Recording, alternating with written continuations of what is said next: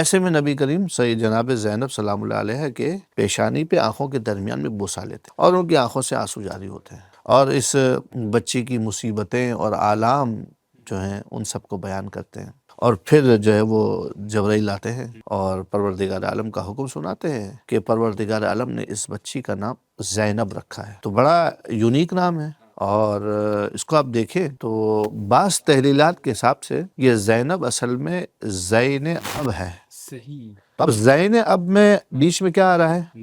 اب آ رہا ہے، تو وہاں پر آ کے اس کو حمزہ کو حذف کر دیا گیا تو کیا بن گیا؟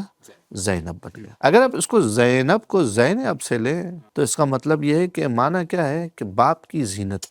بڑی مماثلت ہے جناب سیدہ ام ابیہا اور جناب زینب سلام اللہ علیہ زینب، ٹھیک ہے نا؟ اور جس طرح سے جناب ختمی مرتبت کا مقام بہت بلند، لیکن سیدہ کی جو منزلت ہے ام ابیہا ہے، اسی طریقے سے امیر المومنین کی منزلت بہت بلند ہے، فضائل بہت، کمالات بہت زیادہ ہیں، لیکن ان کے لیے بھی جناب زینب باعث زینت ہے۔ صحیح۔ اب یہ نام تو آ گیا ان کے لیے، اور نام معین ہو گیا زین اب، باپ کی زینت۔